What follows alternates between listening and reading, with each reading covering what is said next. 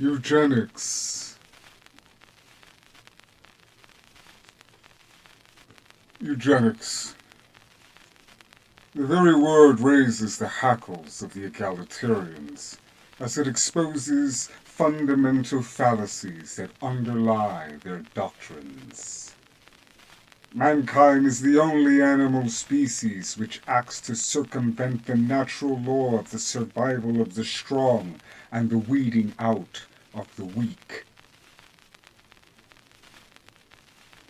Acknowledging the non-equal, stratified status of humans, we Satanists see as one of our long-term societal goals the promotion of a higher percentage of creative and productive individuals, and a decrease in the numbers of simple believers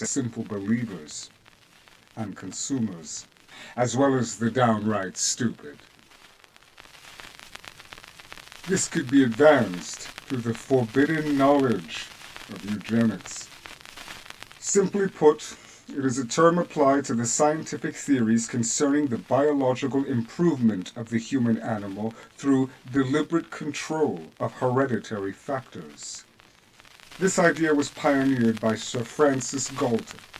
He thought that we could promote a progressive evolution in our species through increasing the proportion in our population of intelligent, healthy, and emotionally stable individuals via the strict control of human reproduction. We have used such techniques in agriculture and animal husbandry. Why not voluntarily apply such to ourselves? Historically, a eugenic approach to species improvement was acceptable, and indeed was pursued with fervor in many countries, including the United States, up until the conflict called World War II, when this area of research was tainted by some of the grotesque successes attributed to scientists in the Third Reich. With the widespread growth of egalitarianism and collectivist thinking in the mid-20th century, some social movements resented factual reports that did not support their aims at homogenization, and thus even serious researchers found that their funding was dropped and their data was suppressed. This censorship has continued through today. Traditionally, eugenics has had two approaches: negative measures, which reduce the frequency of inherited mental and physical defects through sterilization and birth control, particularly the prevention of reproduction among individuals bearing hereditary defects, such as lifelong mental patients and those with crippling diseases. Positive measures that attempt to increase desirable hereditary mental and physical attributes by encouraging superior individuals to reproduce, and could include subsidies from governments or private foundations to aid such parents in this undertaking.